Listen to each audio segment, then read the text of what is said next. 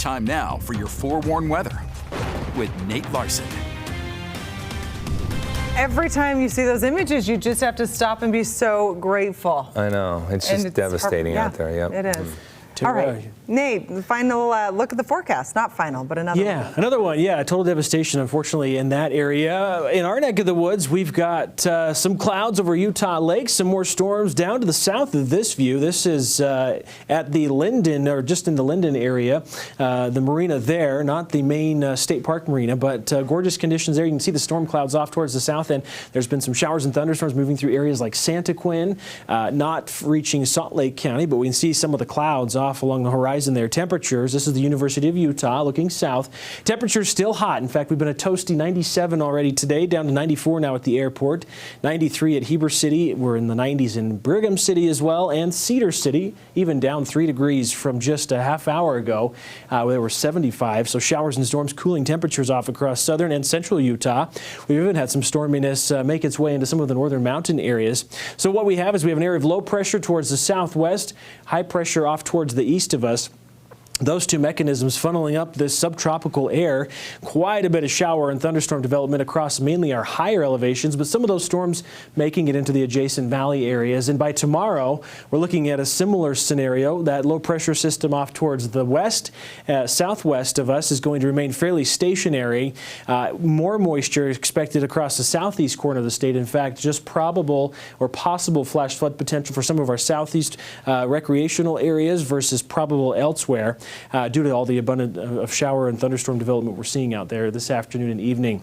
Overnight, mainly the clouds are hanging around. These storms really need the daytime heating to really get going with these storms that we are seeing. So by tomorrow afternoon, yet again, storms will flare up primarily over the higher terrain. Expecting storms to maybe inch into Utah County yet again on Wednesday.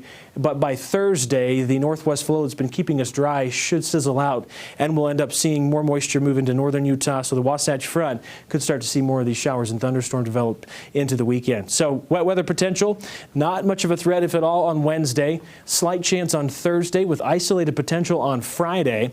Bit of a dip Saturday, but then another surge of subtropical air moves up Sunday, Monday, really increases our chances of scattered to isolated showers and thunderstorms across the state, so including the Wasatch Front.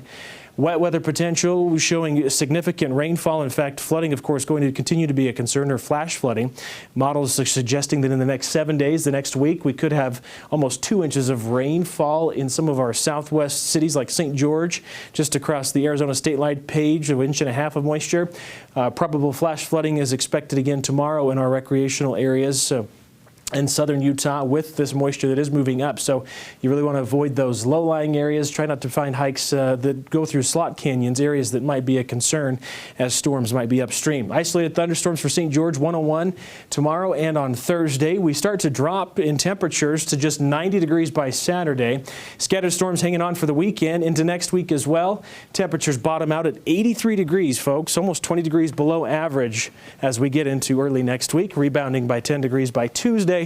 Wasatch Front similarly staying hot the next couple of days, dropping into the weekend, increasing our moisture chances as well. Scattered storms to isolated potential Saturday.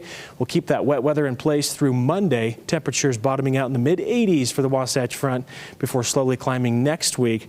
Should feel really nice. A nice taste of fall, I guess, before it arrives. We're still almost the heart of summer, right? I know. It's weird. But those are some nice tips. August has just kind of been that way this year. It's been a nice break from the 12 triple-digit days in July, right? We had a lot of 90s any day.